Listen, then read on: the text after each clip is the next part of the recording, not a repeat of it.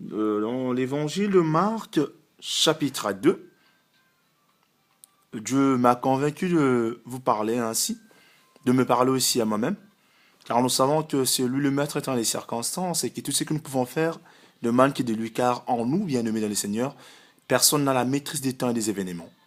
Je sais qu'en ce moment, il y a des gens qui sont en train de se lamenter, il y a des gens qui pleurent encore, il y a des gens qui se demandent pourquoi je vis, pourquoi ma vie n'a pas de sens, pourquoi je suis emprisonné en moi-même, pourquoi.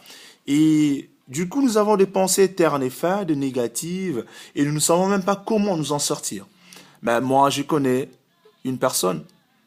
Cette personne n'est pas comme toi et moi. Cette personne a changé ta situation. Cette personne a changé ta vision. Cette personne a pris ta place sur la croix. Il a porté le ténèbre qui pesait sur ta vie. Il t'a rendu libre. Il t'a donné la vie. Ainsi, tu es éclairé toute ta vie. Mais pourquoi te lamentes-tu? Cette personne a encore besoin de toi car il dit, reviens à lui, il reviendra à toi. C'est Jésus-Christ de Nazareth. Lui, le roi des rois, le Seigneur des seigneurs, a besoin de toi car il a prévu des choses merveilleuses pour toi. Il n'a pas prévu pour toi des échecs, il a prévu pour toi une réussite, une victoire, car tu n'es pas comme les autres, tu es mis à part. Alors, tu vas ouvrir ta Bible avec moi. Nous allons la lire. Marc chapitre 2, du premier verset au cinquième. Et nous pourrons certainement y aller continuer jusqu'à 6 ou 7. Mais nous allons d'abord nous baser sur Marc chapitre 2, versets 1 à 5. Ouvrons nos Bibles. Je lis la parole de Dieu. Marc chapitre 2. Quelques jours après Jésus, Jésus revint à Capernaum. On apprit qu'il était à la maison et il s'assembla à un si grand nombre de personnes que l'espace devant la porte ne pouvait plus les contenir. Il leur annonçait la parole. Des gens vinrent à lui, amenant un paralytique porté par 4 hommes. Comme ils ne pouvaient l'aborder, à cause de la foule, ils découvrirent le toit de la maison où il était. Et ils descendirent par cette ouverture les lits sur lesquels le paralytique était couché. Jésus, voyant leur foi, dit au paralytique, « Mon enfant, tes péchés sont pardonnés. » Si nous continuons au verset 6, il est écrit, « Il y avait là quelques scribes qui étaient assis et qui se disaient au-dedans d'eux, « Comment cet homme parle-t-il ainsi? Il blasphème. Qui peut pardonner le péché si ce n'est Dieu seul? » Jésus, ayant sitôt connu par son esprit ce qu'ils pensaient au-dedans d'eux, leur dit, « Pourquoi avez-vous de telles pensées dans vos cœurs? » Merci Seigneur Jésus-Christ pour ta parole. Père, nous savons qu'en ce moment, il y a des gens qui ont soif de ta présence. Sois le maître de leur vie, toi le charitable roi, l'admirable conseiller. Viens penser le plaid de tes enfants. Viens donner la solution à leurs problèmes. Yahweh, édifie le peuple. Circoncis le cœur de tes enfants. Affermis leurs pensées, afin que leur joie soit parfaite, que leurs problèmes trouvent des solutions, et que leurs faiblesses deviennent force, qu'ils sortent de leur prison, qu'ils soient libres dès aujourd'hui en ton nom Jésus-Christ, qu'ils ne soient plus captifs d'une quelconque loi. Béni sois-tu pour toutes choses, car ta parole est vie. Sois adoré, sois exalté, sois magnifié, car tu vis pour le siècle de siècles et d'éternité à éternité. Amen. Oui, bien-aimé Seigneur, je ne veux pas te prendre beaucoup de temps. Je te prendrai quelques minutes pour te parler encore de ces versets bibliques que nous avons lus, toi et moi.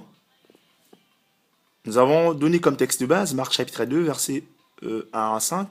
Mais nous sommes partis un peu plus loin jusqu'au verset 8-9 pour comprendre un peu la pensée, interpréter un peu cette parole. Saint-Esprit de Dieu, tu es là au-devant de nous, aide-nous à surpasser tout entendement et à ne rester que propre à tes yeux. Bien-aimés les seigneurs, j'aime cette parole, car la Bible nous fait comprendre que Jésus-Christ était à Capernaum. Il leur est venu à Capernaum et les gens ont appris qu'il était à la maison. Et comment ils l'ont appris? Vous savez, de nos jours, c'est des bouches à oreille et pas depuis le temps ancien.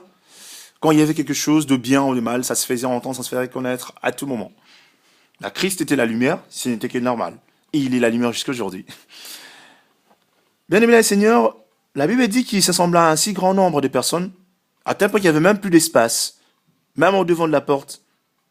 Et personne ne pouvait y entrer, personne ne pouvait y sortir. Mais le Christ, le Maître, le Seigneur, annonçait encore la parole. Il continuait à annoncer la bonne nouvelle. Soudain, les gens vers lui, et ces gens-là avaient avec eux, un paralytique.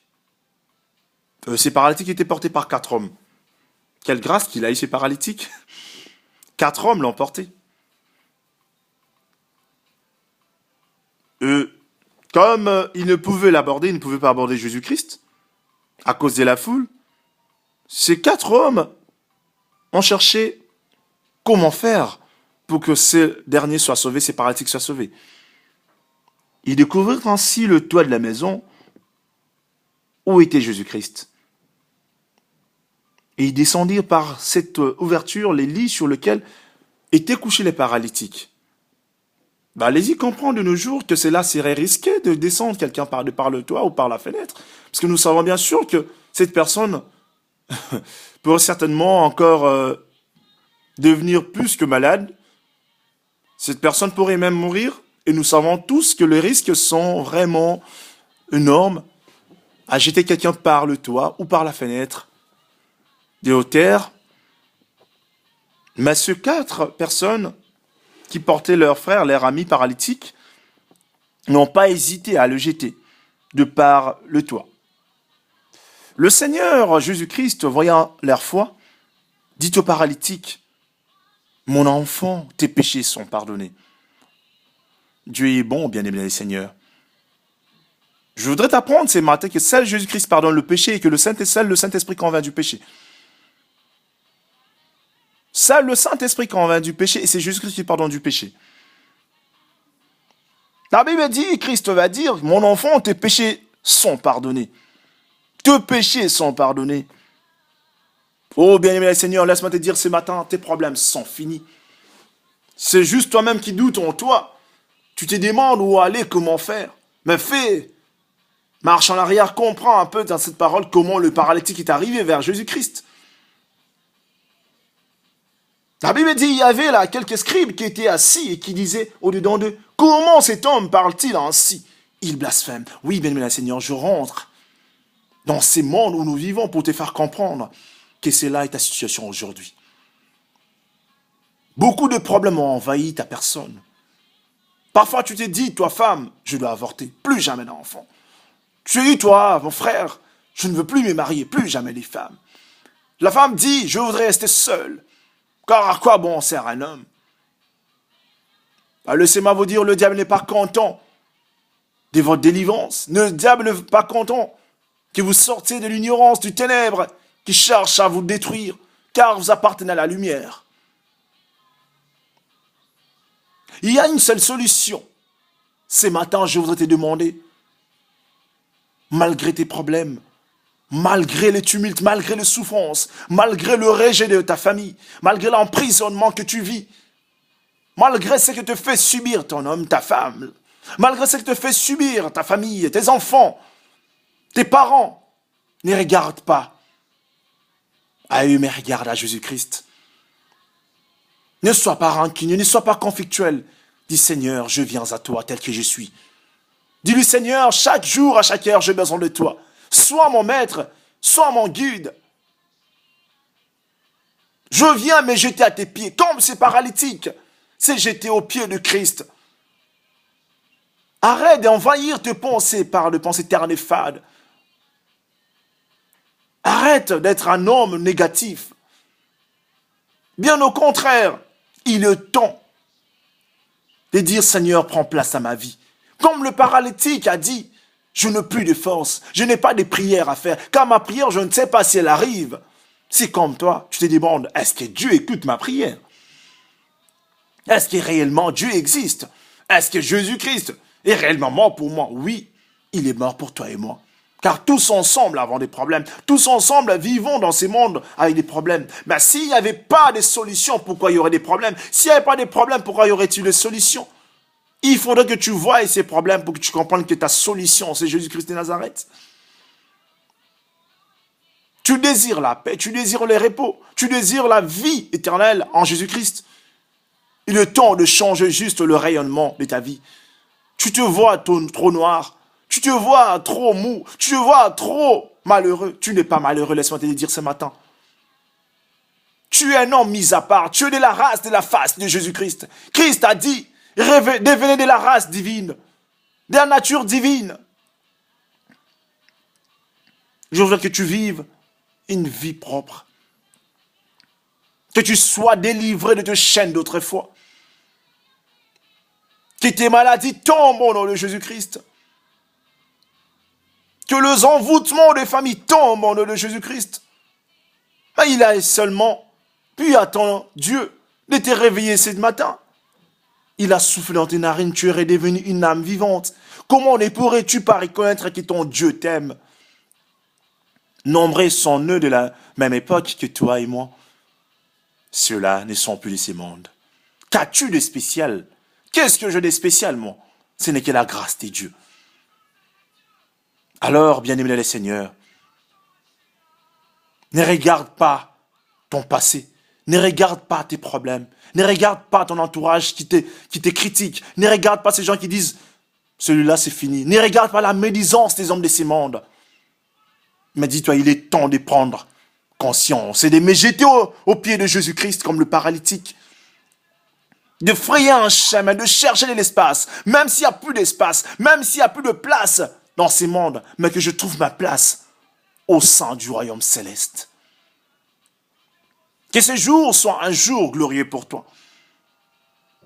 Qu'il te plaît soit pensé au nom de Jésus-Christ. Christ a pris ta forme, il a pris ma forme. Il est mort sur la croix Golgotha à cause de nos péchés. Lui qui n'avait ni péché, lui qui était propre de tout, il a pris ta nature et est devenu humain pour qu'il fasse voir au monde qu'il aimait les humains qu'il avait créés. Depuis la croix Golgotha, ta situation a déjà changé. Tu n'es plus le même sans le savoir. Christ est mort, le voile était déchiré. Le ténèbre était enterré avec le Christ. Il est revenu à la vie, en pleine lumière pour t'apporter la lumière que tu recherchais. Alors vis là au nom de Jésus-Christ. Il suffit de faire seulement la volonté de Dieu et tu verras sa gloire. Il suffit de faire seulement la volonté de Dieu, tu verras ce que tu recherches. Ne sois plus négatif.